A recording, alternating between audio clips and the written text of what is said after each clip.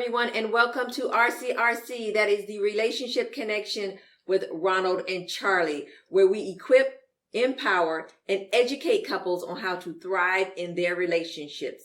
How? Through candid conversations right here on this platform. I am Charlie Willis, a mental health therapist. I'm Ronald Willis, a marriage and family therapist, and today we'll be asking the question, does marriage need love? Does it? Seems like an obvious answer, but there's more into it than just saying yes or no to that question. All right. Okay. And some of that came about because we saw a post on social media that said it does not. So would you like to read that to our audience, viewers, Charlie?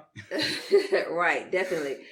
So it's talking about, it says marriage does not need love. So let's see let's go into this further. It says a successful marriage has little to do with love. Love is not the qualification for marriage. Love is a dangerous thing. Love can make you think you can make it. Every divorced person was first in love with the person they divorced. So don't tell me love keeps you together. Love does not guarantee success in a marriage. Love brings happiness, but doesn't bring what it takes to make the marriage work. The only thing that makes marriage work is knowledge. You feel like you love someone, but you better get knowledge on how to live with them.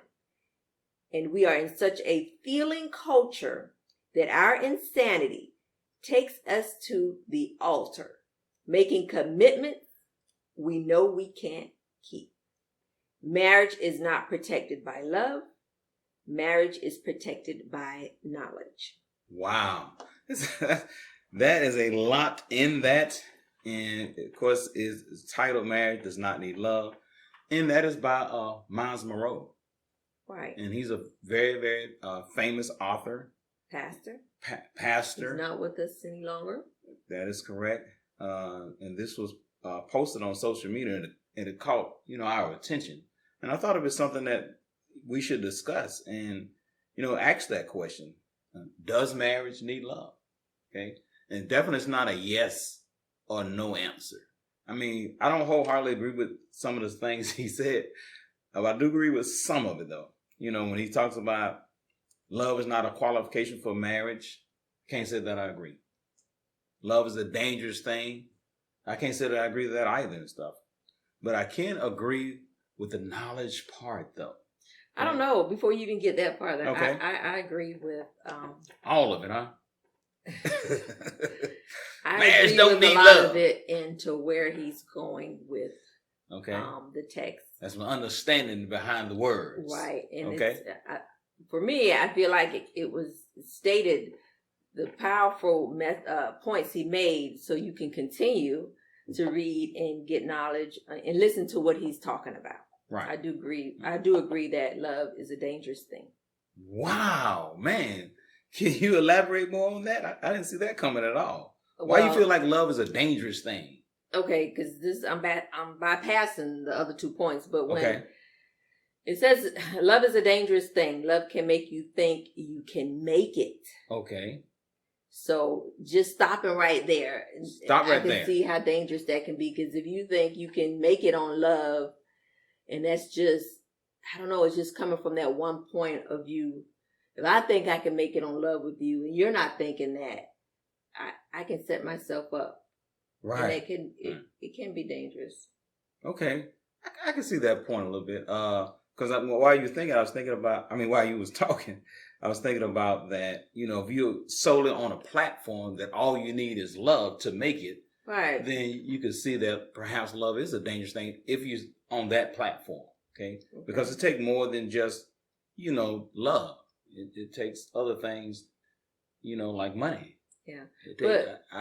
We can't make it without money. That's right. Loving in the dark, but we still loving in the dark. Right. But if you go lights on, y'all. Further into the next statement where he says every divorced person was first in love with the person they divorced. I don't know if that's always true though. Well, it may not always be true, of course. Yeah, because you got to look at why some people are married, other people like, yeah, we go far maybe reaching. for money, Right. green card. Mm. They're not be married because they're in love. They be married for other reasons. Convenience. Yeah, convenience. Shelter. Yeah. The list goes on and on. Right. So definitely, but when you look at love itself, right, and said somebody did marry for love, right? They married because they're in love with the person and stuff, and they end up getting a divorce. Then what that say about love? Well, it says that the love, I feel like it wasn't on both parties, or they may not know how to love or understand what it means to love. Because now in today's society, we do run to the altar when we in lust. We in lust. Yeah. Yeah, and I think it's not. I don't think love itself is the problem, right? I think it's the application of love that is the problem. I think we may not know how to love. We have the love, but don't know how to love. You gotta apply what you know, and if you don't apply what you know, then it doesn't benefit you. It's like anything else when we read the word and we know the word, right? Mm-hmm, right. But if we don't apply what we know, then that word doesn't benefit us at all. It's more, it's good that we read the word, but it's great when we apply the word. And the same thing with love. It's good that you have love, but it's great when you apply love. And I think that's why I'm saying that when you look at the knowledge part, you got to have the knowledge of how to love in order to, to make your relationship work. So that's why I say I can agree with some of it, but not wholeheartedly all of it, because ultimately love does not fail.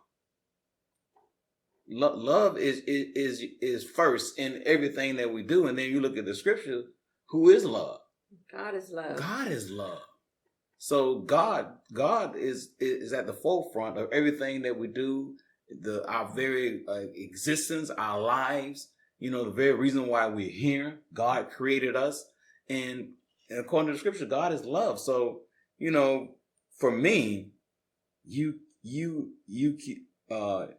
you say that a successful marriage has little to do with love, for me, a successful marriage has everything to do with love.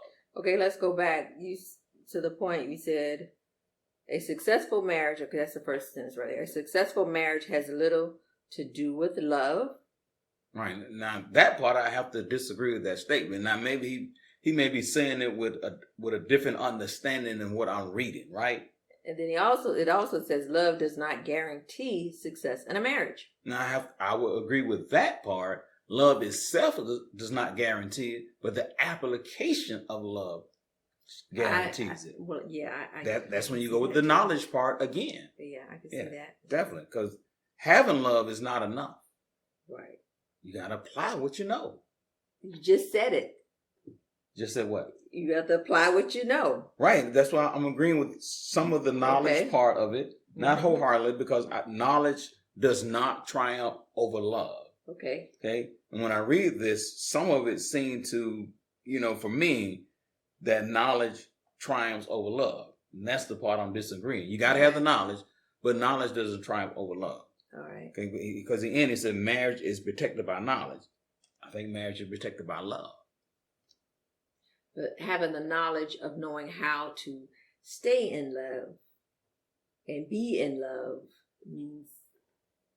is a lot too. Right. But love is first. Okay. Everything falls up under love. Even include some of the things we don't think about, right? Like a man going out working, he's trying to pay the bills. Not just the man, but both parties going out working, trying to pay the bills, trying to take care of the household and stuff. And we don't look at that as love, but it does fall under love. Love is the reason why I'm operating in such a way to run the household, to pay the bills, to go to job and do all these things, to make our relationship work, to feed our kids, to have food in our home and stuff. For me, it falls all under love. If you take those things out, okay, then if I don't love you and want to make our relationship work, then I might not do some of those things. That's true. I can definitely see that. Right, because you want to have a successful home, you got a successful relationship, you want things to work in your relationship. And for me, it's all founded from this place of love, and that place of love is God is love. So, a lot of times I substitute the word love with God. Right. God is love. Love comes from God. That's where we get it from. And the Bible tells us, right, that what are the two commandments? The greatest commandments, right, is to love God and then love others. So for me, you just can't put knowledge over love. You need knowledge of love, right? But you can't put it over love in saying that it is the thing that makes the relationship work. Yeah. No, it's not. The word also tells us about my people are being destroyed for a lack of knowledge. I can look at that destroyed marriage if you have a lack of knowledge on how to make it work. Yeah, knowledge is very, very important though, because without it, you're not gonna know what to do. Right. But let's look at our scripture though. Okay. Okay. And I like to look at 1 Corinthians 13 and the 4 through the 8 verse. You want to read that, Charles? All right. Love is patient. Love is kind. It does not envy. It does not boast. It is not proud. It does not dishonor others. It is not self-seeking. It is not easily angered. It keeps no record of wrongs. Love does not delight in evil, but rejoices with the truth. It always protects, always trusts, always hopes, always persevere. Love never fails. But where there are prophecies, they will cease. Where there are tongues, they will be stilled. Where there is knowledge, it will pass away. That is a powerful, powerful scripture that defines what is love and also shows you what is not love. But I like the center on when it said love never fails. So if you're applying love in your relationship, right, then love is not going to fail you. And it also said that,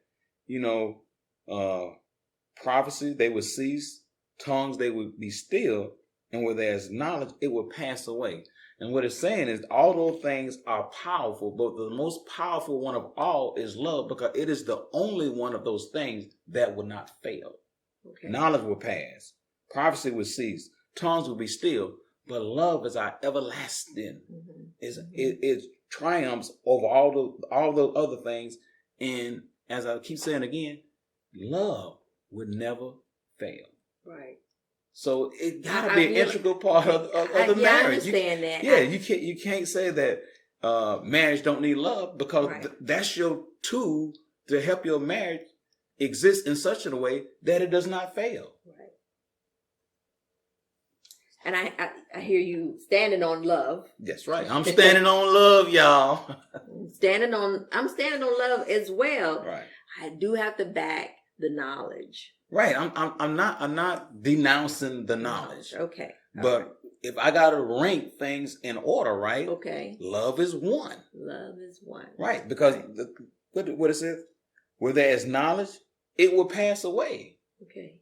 But the only one that won't fail is what? Love. Okay. And it's not having the love, right? It's applying the love according to God principles. And it also tells you what is love. So love is patient, love is kind. So you have to apply being patient and being kind in your relationship for to put it in a position that it won't fail. Now, a lot of people don't know what love is. That's the problem. All right. Well, before we get to talking about what love is, let's go back to the passage and see what else that we didn't discuss. Okay. Okay. Because we didn't say anything about where it says love is not the qualification of marriage. Okay. All right. We already pretty much can agree to that, because we can get married. It's just, if we're looking at it, right, love by itself, right, is not the qualification of marriage, right? Because I have love, but if I'm not applying love, then it does nothing for me. So you can't use it as a tool and I agree with that. You can't use it as a tool to qualify your marriage. Okay. All right. Well, okay. What about this point? Love brings happiness, but doesn't bring what it takes to make the marriage work. Now I have to agree with that, because love is patient and kind, And I'm on a platform that says patient and kind is what makes the marriage work. They have knowledge on how to do that. The only thing that makes marriage work. Now, I would say the only thing, but it says the only thing that makes marriage work is knowledge. Right. So I have to disagree with that also. Because if you think about it, right, you want to have love and you want to have the knowledge of love. So the thing that makes the marriage work for me is love. Is having knowledge of love. Okay. So, I could agree with that partially somewhat. The only thing that makes, no, I can't agree with it all. So the only thing. Yeah, that's what I'm saying. Yeah, the only thing. So I can't agree with that statement also. Okay. Because, I like to go back to the word when it says in 1 John 4, and it talks about, it says, dear friends, let us love one another. For love comes from God. Right. Okay. Everyone who loves has been born of God and knows God. Whoever does not love does not know God, because God is love. Okay. You for me, you just can't. You can't leave love out of the equation and make something over love and saying, well, this is the component I need to make my marriage work. And then in some instances, you kind of denouncing love itself. Okay. All right. So we got a couple more here. So the part where it says, you feel like you love someone, but you better get knowledge on how to live with them. Okay. Now I can agree with that, because we keep talking about this knowledge thing. Yep. You can't have a success. You can't have anything successfully without the knowledge. Knowledge is power. That's right. Okay. Also, knowledge got us where we're at now too. So that's right. Another story, y'all. Knowledge is power. Because remember, God only wanted us to know good, and not evil. Right. So knowing evil kind of got us in this place where we're at now. But that's another story. Okay. Mm-hmm. But anyway, I can agree with that. Okay, because like we keep saying, you got to have the knowledge and applying. I think a lot of people, I've asked, we have counsel couples, and you ask, well, you define love. Okay. Mm-hmm. And a lot of them say love is a feeling. Okay. Love is not a feeling. Ooh. It's not a feeling. You can have feelings from the love, right? Okay. But love itself is not a feeling. Okay. Finding the actions and what we do. Right. Like the Bible tells us, love is being patient and being kind. And then you gotta apply those actions into your relationship to make it work. And then so the other question is, what is being patient? A lot. Yeah, a lot. So a lot of people get stuck right there. What is being patient? Let's see, because we got the kind, we pretty much know how to be kind. Even if we're not practicing it, right. we pretty much know. Right. But patience that's big. Right, but patience makes you think about the other person's feelings first. Ooh. That's what it does. That's that not self-seeking. Right. Yeah. Right. And it creates action from you to be selfless and not selfish. Right. Because I'm putting others over me. Okay. Mm-hmm. And that's what patience does for you. The other thing that patience does for you, it slows everything down for you and allows you the opportunity to think before you talk. Because we know how we like to talk, right? Without thinking. And that, what happens with that, right? Right. Okay. So it slows you down and stuff, and it allows you to consider others' feelings, their thoughts, all those things that it allows you to operate in such a way that it creates a connection. Because when you start considering other people's feelings, you start listening to others with understanding and doing all those things, stuff, that creates a connection. And it's very powerful in your relationship. And this is why God is telling you, patience is one of the actions of love, and it creates being humble. It does. I think we obviously don't practice that enough in any humility, man. Yeah, in our relationships, just not only in our intimate relationships, just in the home and outside the home. We lack a lot of that. Right, because we operate in a fast-paced environment. Mm-hmm. Everything fast. We want it now. And if you look at love, love is not fast. Love is slow. You know, you don't meet like when you and I met, right? Okay. So there's no love at first sight. No, you can have okay, let me say, you can have love at first sight, okay? Okay. But you can't apply love at first sight. You can't. You're not gonna walk with a person being patient and being kind and stuff, right? Well, I'm trying to be patient and kind. Yeah, for the men, the love at first sight ended up being lust. Lust at first Yeah, sight. lust at first sight. Okay. But it's a slow process that you apply over time, okay? Because for me to trust you, right, it takes time. Okay. It's a slow process to trust anyone, right? Right. So Oh, yeah, love is on a foundation of being slow. It's not fast paced. It takes time. You know, that's why, like, you know, before you marry, you know, you want to take your time to get to know someone. If we're looking at a marriage that we want to last, you know, we're really going into it for the right reasons. Right. You should never meet somebody on the first day and marry them. But it has happened. People have. And it has worked out. And, yes. But that's the exception, not the norm. All right. Don't forget about the exceptions. So it's normal, folks. Don't do that. Don't even say normal. It's some normal exceptions out there. Okay. All right. Yeah. All right. So I got it and stuff. But the what we want to gravitate to is an understanding that love is slow. It's not fast. And we human beings, we want the stuff fast. We want it right now. Okay. Can I get it right now? We go to the store. I want it right now. I want the money right now. I want to do this because the getting it right now means I don't have to really work for it. In love, you have to work for it. You have to work on it. Okay. You don't automatically wake up being patient and kind. It just does not happen. Doesn't. Because we come into the world being selfish. We don't come into the world being selfless. Right. We have to learn how to be selfless. Okay. So it's a process that takes time. Okay. So love is a slow process, but it's a very effective process that we can, you know, put in our relationship. And if both partners are applying love in their relationship, then the Bible tells us that love will never fail. And if you're applying that means your relationship won't fail.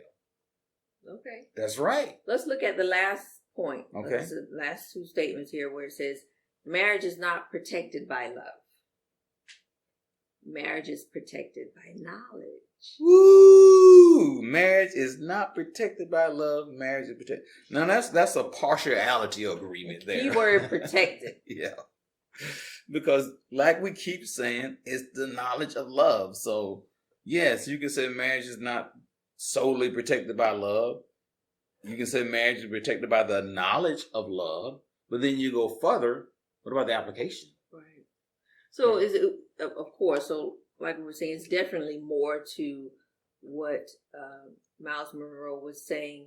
This is just a small point. Right. But of what he was saying. If you take the opportunity, you can look it up and read into or listen to the full version of what he's discussing about marriage not being in need of love. Right. But I would say marriage does need love.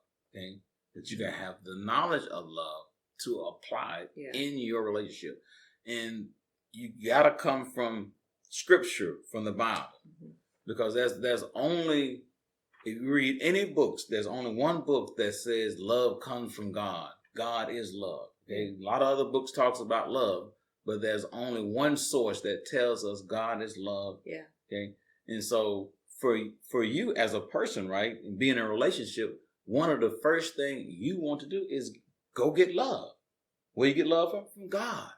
That love will empower you to love yourself first. Right. Because that love will empower you to love yourself. Then that's when you can love others. Right. But if you try to skip that process, you're going to have a challenge trying to love others because you hadn't went out and got love, the love that empowers you to love yourself. Then you can love others.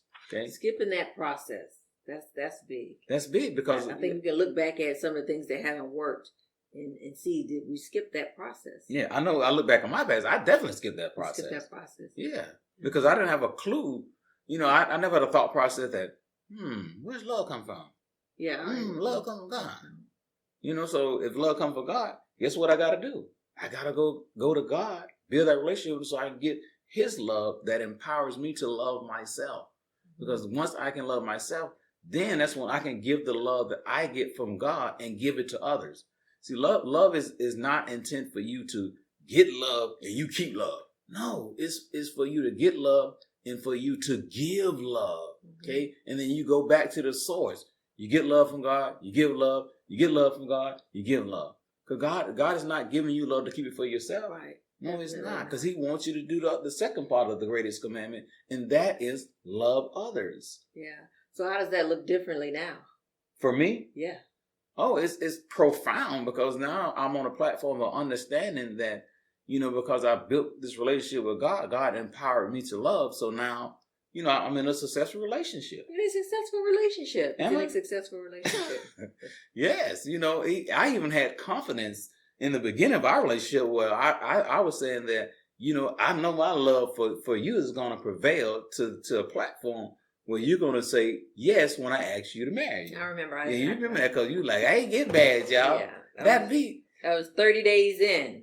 30 days. That's right. That was very early. Yeah. I actually wasn't in love with you, but I was like, we're going to get married. So I just had that much confidence in the love that God put in me. Okay, gotcha. Right. All right. That love from God will come out of me to you. Yeah. Okay. Like I'm saying, love is not something you keep for yourself. Mm-hmm. Love is for you to get it and give it to others. Okay. So they can see, how God has planted his seed of love on the inside of you and the effects of it, and have an understanding that it is the actions of being patient and being kind. It is. Okay. And it's when you get that understanding, it become very, very powerful, because then, you'll create the more of a selfless action versus a selfish action. And you start honoring others over you. It's not about your feelings, it's about the other person's feeling. This is how I operate with you. I would definitely say that we must practice being patient and kind more. Yeah, it's not easy. It's definitely not easy, because, we come in the world being selfish. And we have to learn how to be selfless. So there were a lot of good points in this passage that we read from Myles Munroe, Dr. Myles Munroe, pastor. And great points. Some things we agreed upon, some things we didn't agree upon. Ron is, we're both on the standing on love, of course, and knowledge. Love ruling all, but definitely, you can't have one without the other. Right. That is correct. For marriage to work, is not just those components, and so much more that goes along with it. So thanks, Ronald. That was great. A lot of good information there. And thank you all for watching RCRC, The Relationship Connection with Ronald and Charlie. For more information, visit us at firstfocusfaith.com or our social media platforms on Facebook and Instagram. We would love to continue bringing this great content. Please help support this ministry by clicking the donate button below, or you can use the Cash App at First Focus Faith. Thanks. See you again next week. See y'all later. We are here to equip, empower, and educate by helping couples thrive in their relationship. To see more from us, help support this ministry with a charitable contribution